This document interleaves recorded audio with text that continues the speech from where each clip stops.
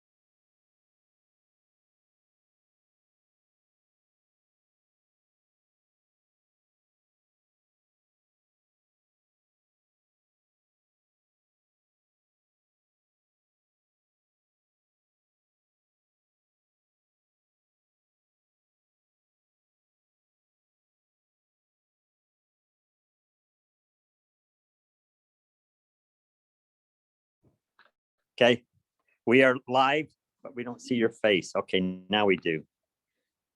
Why do you want to see my face? Because you're the, I need to mute mine. hey, you can, In fact, I'm just gonna get out. All right, welcome. And I just lost my quote. while you're doing that, let me, Do your thing. I just remembered about the garden, the community garden. It's alive and well. If you would like something to do, we invite you to let someone know. You can text me or Alan Finch. But we've got about a bunch of 100 tomatoes and a bunch of other stuff in it. We'd love to have your help. Okay. Are you gonna go over that stuff? I will. Okay. Yep. Good. As you can tell, we are a well-oiled machine. You're not doing this anymore? Oh, All that's right. good to know. Welcome. Glad you're all here. Okay, well, I'm gonna- I gotta take these out, because I hear an echo and it's driving me crazy. I can see why people can't sing the national anthem. Welcome to the Area 21 Preparedness Expo. We're grateful that those that are here tonight in person and those who are online, welcome. We had President's Day not too terribly long ago. And in light of President's Day, I have a few really short quotes on preparedness by a couple of our presidents and some that I don't hear much from. You all remember Calvin Coolidge. He was one of the least popular presidents, but he said this, and I quote, "Those who trust a chance must abide by the results of chance." And then he said, "They criticize me for harping on the obvious. If all the folks in the United States would do the few simple things they know they ought to do, most of our big problems would take care of themselves." And then the last one I'll read was from Dwight D. Eisenhower. And he said, "In preparing for battle, I have always found that plans are useless, but planning is indispensable." So in preparing for battle, plans are useless. What do you think he meant by that? And planning, Plans, you can put things on paper and that type of thing, but when tragedy happens, disasters happen, rarely do they happen according to plan. But if you have planned, if you have gone through the planning process, you are able to shift and adapt and modify. With that foundation being said, we have Stephanie Bobka here tonight. and the crowd cheers. And she's going to go over some things for us. So Stephanie, the time be yours. And I just, Oh, no, you're fine. I don't even really need those anymore. okay. Okay, you guys know I'm excited to talk about this and I love having a captive audience that can't even leave. actually. But this was in the text out to the word. I'm gonna play Vanna White here. This is for anyone that's watching from home or here. I'm gonna put your name in a drawing and then it's for a first aid kit. I put these in my car and it's not anything crazy fancy, but it's better than nothing. And it's just something good to have in your car or you put in your house. You can do whatever you want with it. But I'll do a drawing based off of who participate or who watched the video. Okay, so just make sure I'll check write out- them down. Yeah, we'll get a list of who is here. Here, I got it. So I'm just gonna go over a few food storage things that have helped me and kind of a plan that if you're starting from like 0 or if you're starting from a 6-month supply, it might be helpful for you. Just a few things before I talk about just a few items that I have here, and this should be somewhat short. I talked about this last time, that Lord loves effort. Just try, like it doesn't have to be perfect. Your way does not have to be my way. this is what works for me, and I am like super anal retentive with my system. Matt can tell you that. But you can do it however you want. These are just some tips. And then another word of advice is don't go into debt. Do work out in a budget or whatever you need to do, whether it's I donated plasma to make 30 extra bucks a week or whatever, but do not go into debt to build up food storage. You really do not need to. You don't have to. I have a good amount of food storage at home that's taken me a long time to accumulate, and it's taken a lot of planning. So it does take effort and a little bit of sacrifice. So know that it's not just, we're going to say a prayer and it's just going to happen. Like it has to take a lot of effort and sacrifice, but it's totally worth it. So my advice is whenever you guys are starting out, food storage is to make a goal. Whether I want to do a month or 3 months or a year, I would not recommend starting out. Well, the problem says I got to have a year. So that's the first thing I'm going to do, because you will fail and you will be really discouraged and you'll think this sucks. I don't even want to do this.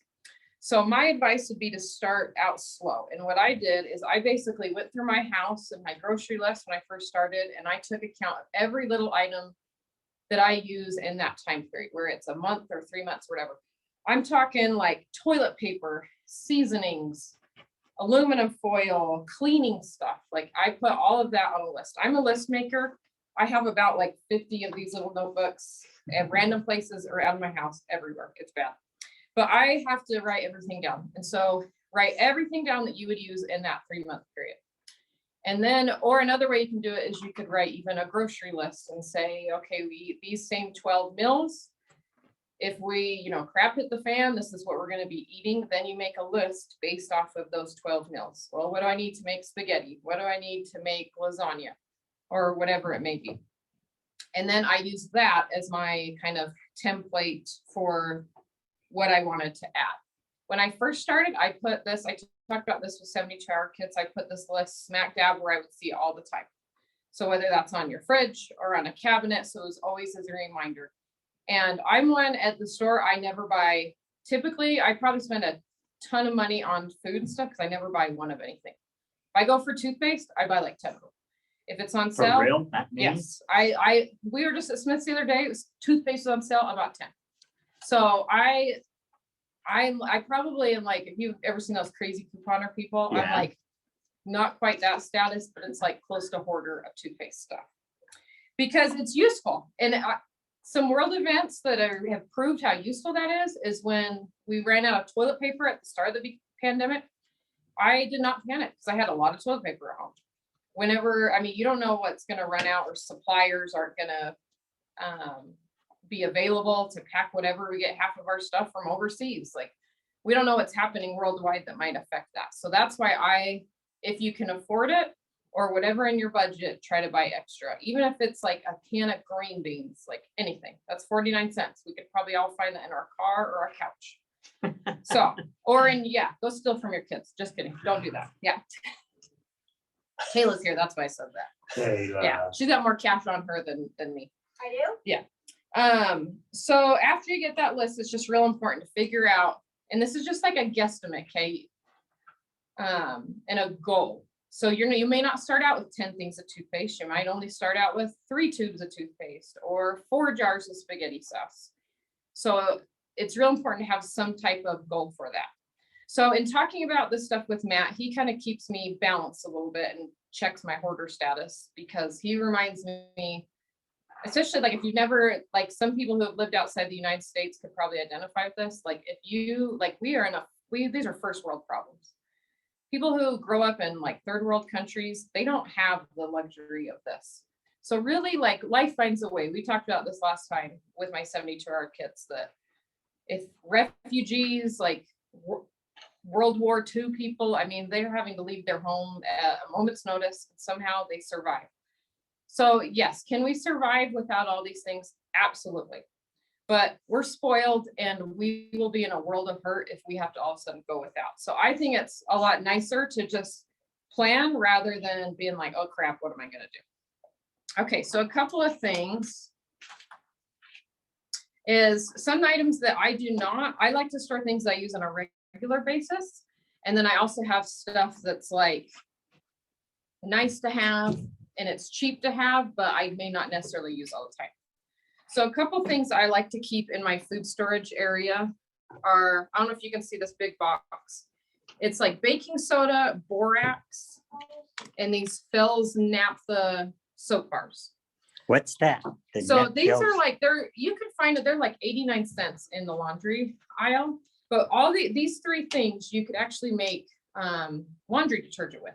Would it be the world's crappiest laundry detergent? Absolutely. Would it keep your clothes from smelling like butt? Most likely. So that's what I like to keep in my food storage. So I keep regular detergent. Again, that's part of my list. What did I use in like a 30-day or 3-month period? I never use this stuff, but if I were to somehow run out of my Tide or my Gain or whatever, or if shipments were stuck on this magical boat that's somewhere in the ocean that we're always hearing about, then I could always resort to this. Okay, so this is like crap hits the fan, just some good ideas. Like you could look up Pinterest, you could Google this and find out how to make your own detergent. Another thing that I really like to have is this stuff. And this is, again, I like to also store things that are actually useful and that you'll be able to put to use every day. I hate chopping onions. Hate it, hate it, hate it. Everyone else in my family thinks I'm a big boob, but I think that sucks. So I buy this from the church, the food storage. This is another thing. This is on that food storage list of things you can buy from the cannery. And these are awesome. They're cheap. They're dehydrated onions. I put them in everything. How do you get access to that? Do you know the website or how do you? Yeah, there's several websites you can do, but if you just go onto the church website under home storage or preparedness, you can do it, or you can just drive to it's not the Bishop Storehouse in Harrisville. This is the old one down on Lincoln by the junior high. You go into where the old Bishop Storehouse was, and that's where you can That's what get this things is? like that. That's what this list, I'm gonna send the list I that can I send put you. out before. We'll put it on the food storage Yeah. list, or not the So food this storage, list here the is newsletter. what you're talking about. Yes. Yeah. And once again, we went down, Sue and I went down a month or two ago, and some of these things they did not have. They were out of them, and they said, we will not be getting them for a while. But they do have more than what you might find elsewhere. Winco has a fair area for these type of things. That's probably my, other option to go to would probably be Winco. You can't find it at Walmart. Walmart's areas are pretty much empty now. A lot of the other grocery chains, the dehydrated areas are What they are? really sparse. Yeah, especially Walmart. These are hard to find. So I do my food storage a little bit different, where I have like one section of my house in my basement where, maybe I shouldn't be telling you this. You guys might show up at my house. I have a big scary dog and But a you big have scary Matt. husband. Yeah, You have that's Matt. right. You don't have to That's worry right. about So him. yeah, Matt don't and all break these into my guns. house. Don't break into my house and steal my food storage. Okay, so I have one side that's stuff that I use on a normal basis. I always use sugar, oil, spaghetti sauce. And then I have other food storage that is like this kind of stuff, tin cans, stuff that'll last for 30 years. Cause I figure in my lifetime, I'll probably only replace it once more. And then if I'm like 90 or whatever, then hopefully my kids will take care of me. I don't know. You hear that, Taylor? What? Okay, yep, she doesn't care about me. But so that's what I like to do, a little bit of both. Stuff that I use on a regular basis and then this tin can stuff. And this is great. So if you get your tax return, like this is all stuff that you have to budget and plan for. Or if I've worked extra hours or got a raise or something like that. It is totally worth it. Like you will sleep better at night if you have food storage. I'm telling you, I promise you'll sleep better. So that is something that I use that's one of the tin can long-term food storage that you can actually use on an everyday basis if you want to. Another thing that's useful is gelatin to keep in your food storage. So if you ever go down to the cannery or the food storage whatever they call it, it's at the Bishop Storehouse now. Those people know their stuff. They're amazing. I just want to hang out with them all day long because I feel like they're my kindred spirits because they have so many tips. And they actually gave me the tip about keeping gelatin in your food storage because they said that you can use it as an egg substitute in certain recipes. And so that is super helpful because even the eggs, so if you can buy eggs in the 10 cans or in the 30-year shelf life ones, they're really expensive, very, very expensive. And they just doubled. Nate was telling me. he oh, I'm bought- sure, yeah, because they know with it's the- like a hot He said he commodity. bought that one for $5, whatever it was, and then when the egg shortage came last month, that it doubled. at that Yes. Double price. Oh, yeah, the prices are going up. So finding alternatives, and again, you figure out a way, you get hungry enough, you'll figure out a way to find something to eat. But we're pigs and we got first world problems and we're Americans, so we like to eat. So I like to have gelatin. And then find ways to use this, because I mean, it's good for like a couple of years. So even like, I mean, you could Pinterest stuff where I made panna cotta last week. It's like a little dessert and you use gelatin in it. So it's definitely stuff that's useful. Another item that I like to have in food storage is yeast. So I am not the best baker by far, but I do like to make bread. So again, that's one of those things that I've made so many crappy loaves of bread. But again, like where we talk about being prepared and having a plan, like all the flour in the world is great, but if you don't know how to use flour or sugar or yeast, it's pretty useless to you. And so even learning stuff, how to make bread. My kids, when we were talking about what their fun summer plans were this year, they have to sit through The Sound of Music and they have to learn how to bake bread. So that tells you about our summer. Some other items that I like to keep on hand for food storage that are really helpful is vegetable oil. Just because it's so, you can use it for so many different things, cooking, baking, lots of stuff, and it's cheap. So even if you bought an extra one of these, that's like $2. So if you are a fizz goer like me, or if you like to get whatever extra from 7-Eleven on your way to work each week, skip that, grab some oil. Like that stuff, ways that you can work it into your budget. This is totally doable to do a little bit at a time. So vinegar is another useful item to have in your food storage as well. And again, it's one of those things I don't use a ton. Like I have big jugs of these in my basement. And, you know, I'm not drinking it all the time, but it's great. You could use it for cleaning, for laundry, so many different things that if the crap hit the fan and you really needed to use it and you had it, it'd be great to have. So another thing I like to have that a lot of people have those big, what are they, like 50-gallon drums? Yeah, 55-gallon drums, those big blue ones. So those are great to have for water, and those are a little bit pricier, but something to have that goes with it is a siphon. So granted, could you make do without? Absolutely. Could you figure something out or fashion something with a hose or whatever? Yeah, but I'm lazy and I don't want to do that. So it was worth paying $10 to have a siphon, and I just keep this right on top of my 50-gallon drums. I brought this last time, but if you don't even want to think about all this garbage and you just want to make it like super easy, which is okay, because I like to do both, having these like kits that you can get. I got this one at Costco. I think it was like 60 or 70 bucks, but it's already it's portioned. It has a bunch of food. You'd have to add water to it, of course. But that's easy too, because it's easily transportable. But again, this is more like my long-term food storage. And then I like to keep this stuff in my short term, like stuff that I use on a regular basis that I want to keep checking.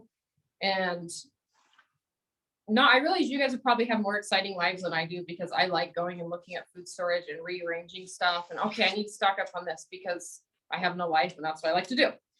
But if you don't like to do that, these are great things to have. So another kind of tip that I think I read this somewhere, I don't even remember, is so I will keep an eye out for the big sales that they have at like Lee's or whatever. And they'll have 50-pound bags of sugar, 50-pound bags of flour.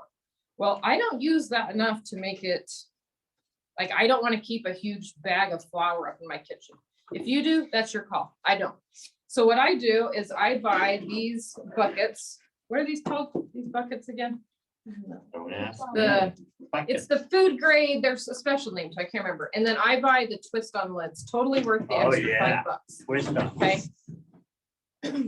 And I will take those huge bags of sugar And then I will, in flour or whatever you use in bulk, and I put them in these big gallon Ziploc bags.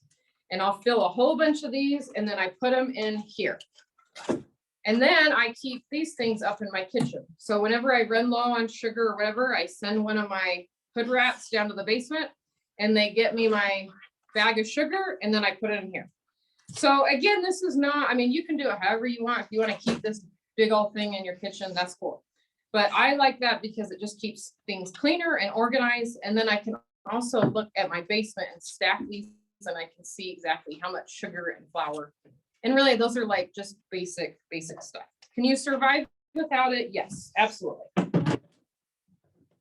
So another thing that I thought of too, that I forgot because I couldn't find it, was I know the old ways of teaching as far as like church stuff was, we need 150 things of wheat or whatever for each family member times X amount of years.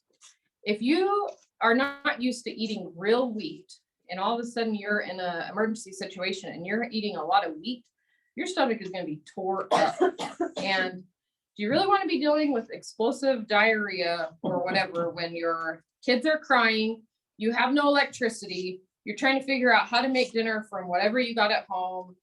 It's hot because it's summer and the air conditioning isn't working. So I'm just like trying to paint a picture of like chaos because that's how I picture like this kind of disaster stuff. I don't want to be dealing with a stomach ache. So for me personally, it's not practical to store a ton of wheat. So this is just a guide. Like the church has to talk to, or the brethren have to talk to millions and millions of people.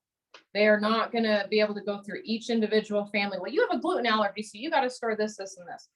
So make sure we're using our brains and think about how you store stuff and store what you actually are going to use. I have some wheat at home, but I don't eat it enough, or you have to actually know how to use it and grind it, because if it's not ground and useful, it's useless to you.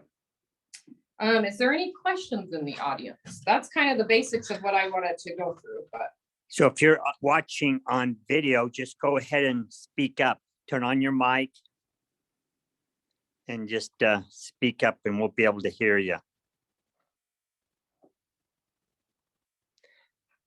I have a question about medical stuff since you're the nurse. When you talk about food storage, how would you, is there any way to do like medicines that are prescription that you, how do you, what? So the prescription, do you know where the bathroom is? Okay, all right. Rick is gonna go show. Thank you. Right. So as far as the medicines go, I like to store a combo of like non-prescription and prescription stuff. So you're good. I didn't say a whole lot. Okay. Thank you for helping her. So I have prescription stuff and non-prescription stuff that I store at home. So like in our medicine closet, we have like a big tub of, again, I never buy one of just anything. If there's ibuprofen, like the children's ibuprofen, I'll buy 2. I never buy just one. Or, you know, even like adult ibuprofen, like super basic stuff that you know you'll use eventually, or someone will use. So I always have extra of that. The prescription stuff can be a little bit trickier because if you're getting it filled through insurance, they only let you fill so many days early. So let's say that you were taking metformin, which is like a really common diabetes medication. So usually there's a grace period for how you can fill that medication, whether it's like 3 days early or 4 days early. So you could fill your metformin early and then take a few of those pills from that and store them separately.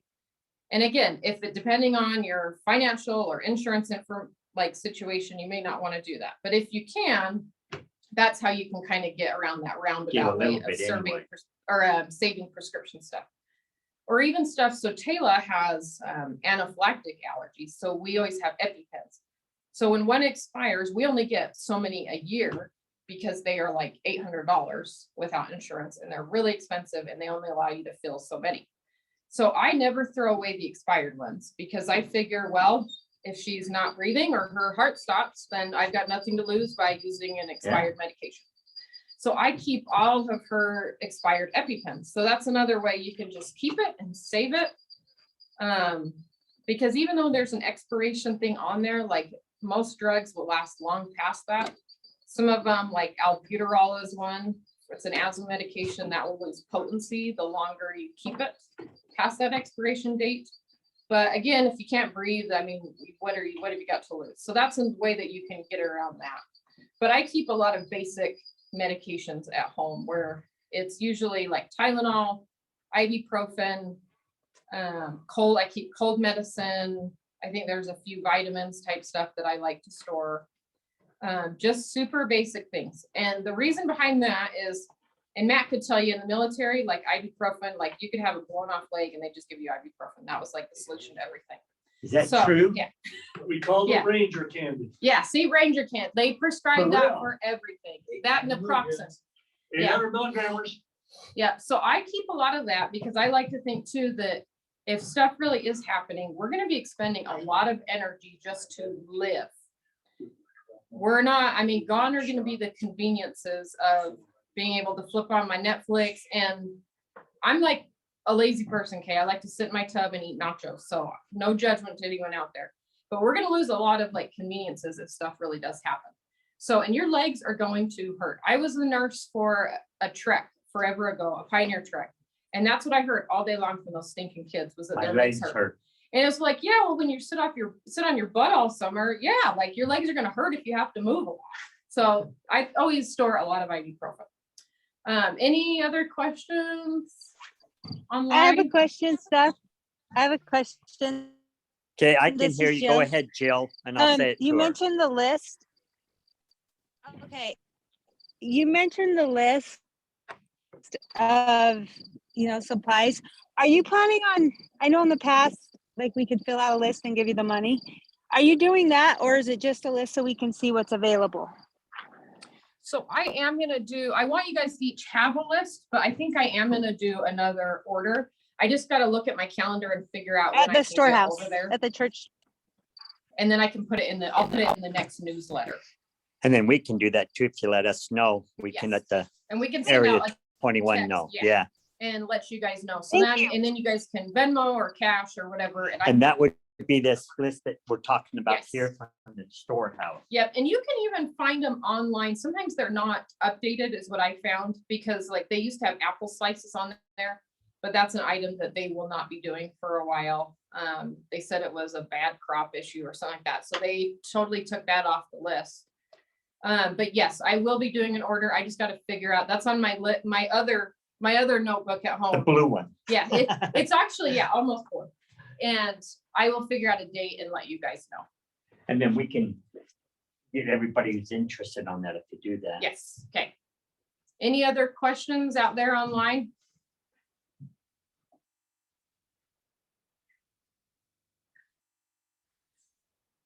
One more thing before we wrap up. I told you I was gonna keep this short and We sweet. might, with shorts, okay. Yes. I work day shift now. I gotta go to bed at a decent time, whatever. But Matt talked about keeping seeds, and we've been planning out our garden. We've mooched off the Young's garden space for a long time, and now we're finally getting our own. And so I get like super giddy because again, I apparently am boring and that's what I like to do. But keeping seeds, like that's not a bad thing to keep in your food storage area or whatever. And even if that's part of your meal plan, it's 99 cents. You can get even a packet of seeds for 49 cents. So those are all great things to learn how to actually incorporate it into your cooking or whatever you do at home. Like learn how to use these things. It's pretty useless to have a bunch of borax at home if you have no clue how to use it or if you've never used it in your life. Or even yeast. Yeast is useful if you don't, or useless if you don't know how to use it. So make it you could even make it into a family home evening or every other Sunday or every other month on a Sunday. We're going to do this as a family. We're going to find a few recipes that we can make out of our food storage. I think that's all I got, unless you want. I just had Rick. a question for one of you guys. Why would we be so concerned about starting a food storage? What's the urgency in your passion, Steph? Why do you think that's critical? Turn on the TV right there. That's yeah. I can't tell you, like, I've always, like I said, I've talked about this with a 72-hour kit. Even as a newlywed, I had a 72-hour kit with tuna cans and a can opener, and that was all that was in it. It was the most horrible thing, but I knew that if I had a 72-hour kit and if I made an effort, I would be okay if something happened. And so I don't know where that comes from. If there's like an ancestor that's like whispering in my ear to be like a hoarder of toothpaste, I don't know. But the older I'm getting and the more that I'm looking around at the world and realizing like, okay, this is like a useful obsession, because it's not just earthquakes and pestilence or whatever. It's called, we live in a society now where we can't survive without growth. Most families cannot survive without the grocery store. But 100 years ago, you grew everything that you had to sustain yourself. And that's just not how our society operates. So that's why it's important to stock up and use these things. Otherwise, you are at the mercy of whatever company is producing all this stuff. So I just turn on the TV and that helps drive my obsession. Okay, Mon, tell us what your passion, why you think we should. Sweet. I'll do this. Man by the name of John F. Kennedy said, and I quote, "The time to repair the roof is when the sun is shining." The sun is shining now. We have hammer, we have nails, we have shingles. We can repair our roofs now. For 6 to 10 months. Yep. When it's raining, it's not going to be that easy. I mean, you're starting to see some things disappear from the grocery shelves now. And if that one thing is what you absolutely positively have to survive, and it's not on the grocery shelf, if you're not growing it, if you haven't stored it, you're not going to be a happy camper. I want to put just one more plug in. One more plug, I'm done. One more plug. One more thing that I thought of it to even relate this to like in a scripture type essence is if you think about like Joseph of Egypt, like his years of plenty and his years of famine, like, and you have to think about what are your years of plenty in your family. Like if finances are a hard thing, look into the finance class that the church does. Heck, you could Google budgets and all sorts of stuff, or Dave Ramsey, all sorts of people do all these free tips on how to get your finances in order. That's part of preparing and getting finances. And I know it's about food storage, but that has to do with this too.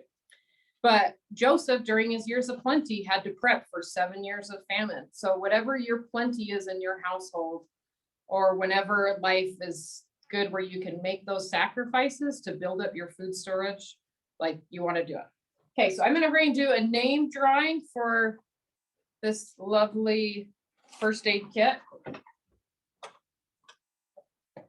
Da, da, da, da. Do we have a drum roll? Another thing I just thought of too, because my brain's dumb sometimes, is talking about Rick's like medicines and what to store too. Again, think about what you use in a 3-month period. We use hydrocortisone and bacitracin in the summer a lot. You can get both those things at the dollar store even. What are they? So the hydrocortisone is like anti-itch cream. Use that for mosquito bites, eczema rashes, all sorts of stuff. Bacitracin is like Neosporin. I like bacitracin better just because I always have, and it's usually cheaper, but it works just like Neosporin. And I keep a stock load of it because I still have kids at home, but even if you don't, super useful stuff. It can last a few years, and those are great things to have in your food storage as well. Again, look at everything that you use. I'm talking every little thing. Plastic bags, garbage bags, like all that stuff we should be thinking about when we're doing our food storage. Okay, Taylor, do you want to come draw a name out of Drum here? roll. Kayla from Texas. Yes. All the way from Texas. How did you do that? I don't have to look. I have Just to- pick one out. You'll be fine. Use your senses. Okay, open it up. All right, Ralph and Irene, they get a first aid kit. Yay, All Ralph. right. I'm not that. Okay, thanks. Ralph for- and Irene think you are. Yes. Thank you. We're done.